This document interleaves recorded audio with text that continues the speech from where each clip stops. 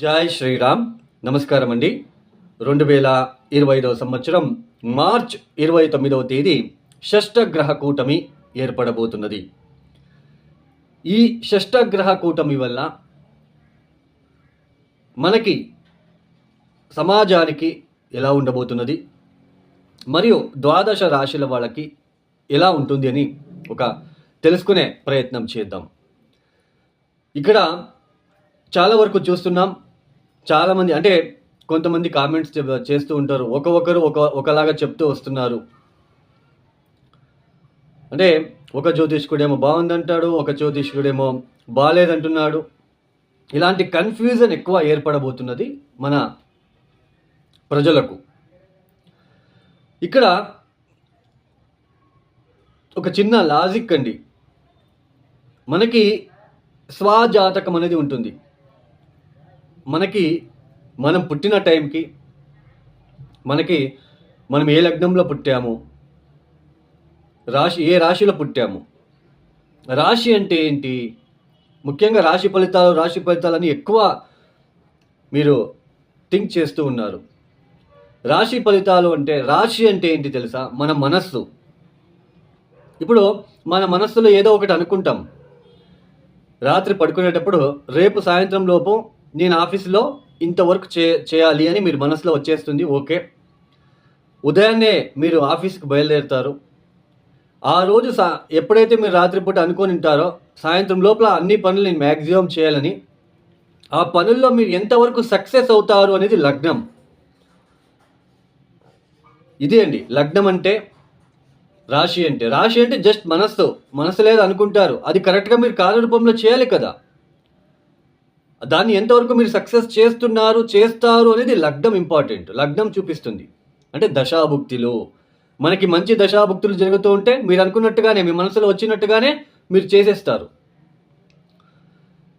చాలామందికి ఆశలు ఉంటాయి, నేను కారు కొనుక్కోవాలి, బస్సు కొనుక్కోవాలి, లేదా ట్రావెల్స్ ఓపెన్ చేయాలి, లేదా ఒక మంచి బిజినెస్ ఓపెన్ చేయాలి, ఇలాంటివి అనుకుంటారు. బట్ దాన్ని చేయాలి కదా, దాన్ని కార్యరూపంలోకి రావాలి కదా. అది అప్పుడు మనం లగ్నాన్ని చూస్తాము.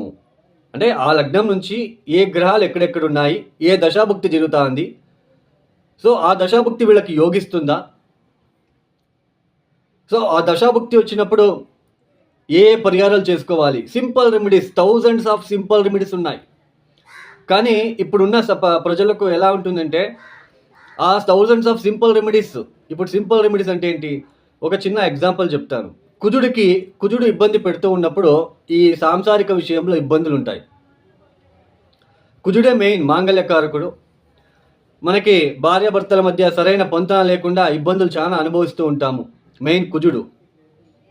ఇలా కుజుడుతో ఇబ్బంది పెడుతున్నప్పుడు ఒక 11 మంగళవారాలు కందిపప్పుతో చేసిన బొబ్బట్లని సుబ్రహ్మణ్య స్వామి ఆలయానికి వెళ్ళి నమస్కారం చేసి, మీ మనసులో ఉన్న చిన్న కోరికలను, అదేదైతే మీరు ఇబ్బందులు పడుతున్నారో చెప్పుకొని, కుజగ్రహ దోష నివారణ వల్ల మొక్కుకొని, మీరు ఆ కందిపప్పుతో చేసిన బొబ్బట్లని నలుగురికి తినిపించండి, పెట్టండి వాళ్ళు తినడానికి. లేదా ఆవులకి తినిపించండి, ఎద్దులకి తినిపించండి. రోడ్ సైడ్ ఉంటున్న ఎంతో ఎద్దులు, ఆవులు రోడ్ సైడ్ సిటీలో అవి పేపర్లు అవి తినుకుంటూ వెళ్తూ ఉంటాయి. సో అలాంటి ఆవులకి, ఎద్దులకి తినిపించండి. ఆ గ్రహ నెగిటివ్ ఇంపాక్ట్ ఖచ్చితంగా తగ్గుతుంది. ఒక చిన్న ఎగ్జాంపుల్ చెప్పారు, థౌజండ్స్ ఆఫ్ రెమెడీస్ ఉన్నాయి. సో అలాంటి థౌజండ్స్ ఆఫ్ రెమెడీస్ కాకుండా ఇప్పుడున్న ప్రజలకు ఎలా అంటే, ఒక చిన్న హోమం చేయించగానే మనకు ఆ నెగిటివ్ ఇంపాక్ట్ తగ్గాలి, ఇలాంటి ఆలోచనలు ఎక్కువగా ఉంటాయండి. అలా జరగదు కదా.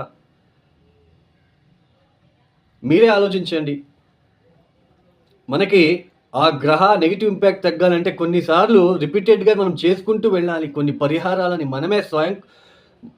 మనమే కదా అనుభవిస్తున్నది. ఆ ఒక నెగిటివ్ ఇంపాక్ట్ని మనం చేసుకోవాలి.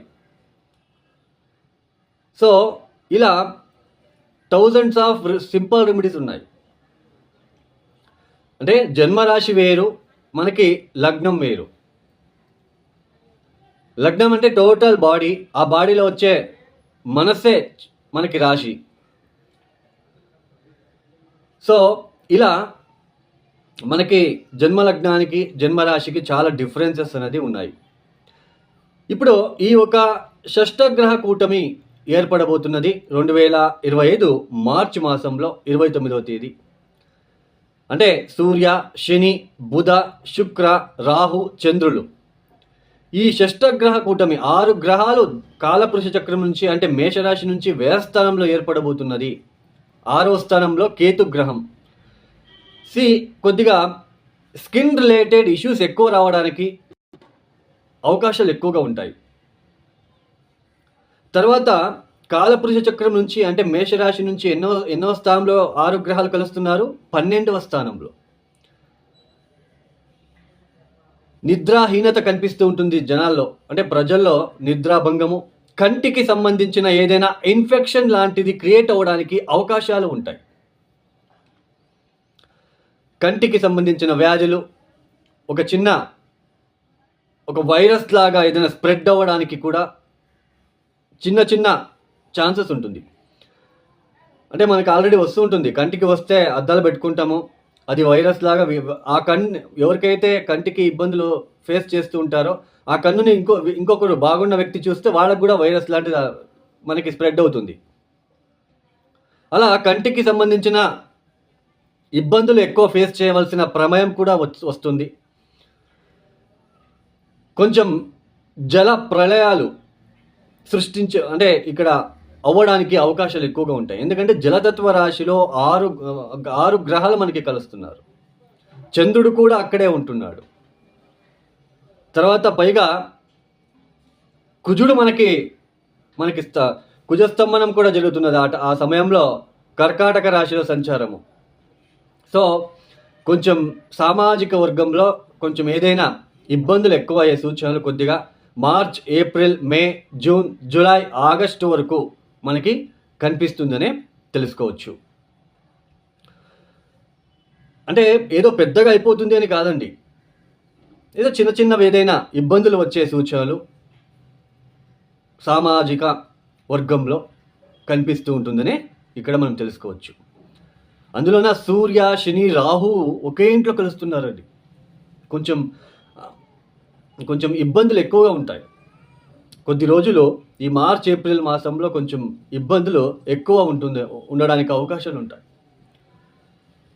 ఈ ఒక షష్టగ్రహ కూటమి వల్ల మనకి 12 రాశుల వాళ్ళకి ఎలాంటి ఫలితాలు రాబోతున్నాయని మనం కొద్దిగా తెలుసుకుంటూ వెళ్తామండి.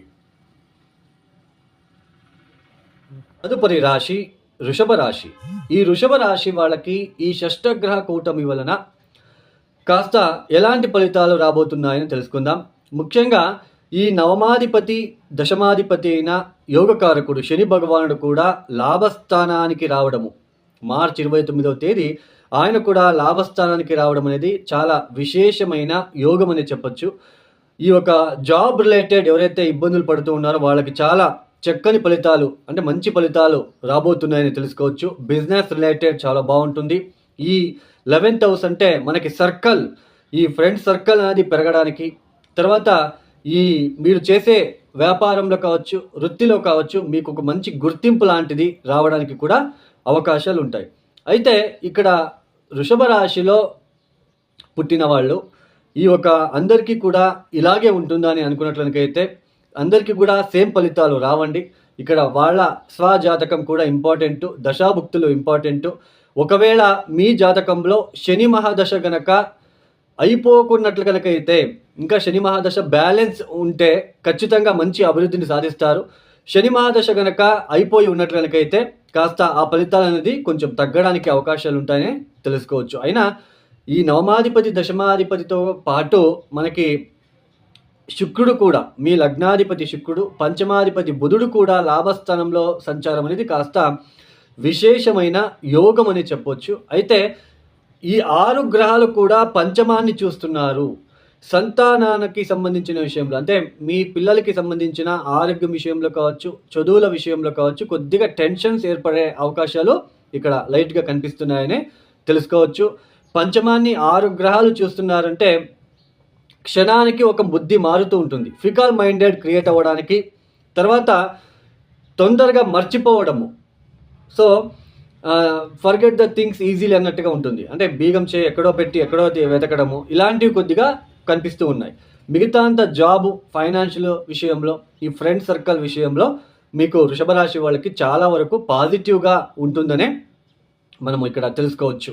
మొత్తానికి ఈ యొక్క వృషభ రాశి వాళ్ళకైతే ఈ షష్టగ్రహ కూటమి వలన మేజర్‌గా ఇబ్బందులుండవు, కానీ ఒక సంతానం విషయంలో కొద్దిగా కేర్ తీసుకోవడానికి ప్రయత్నాలు చేసుకుంటే చాలా మంచిది.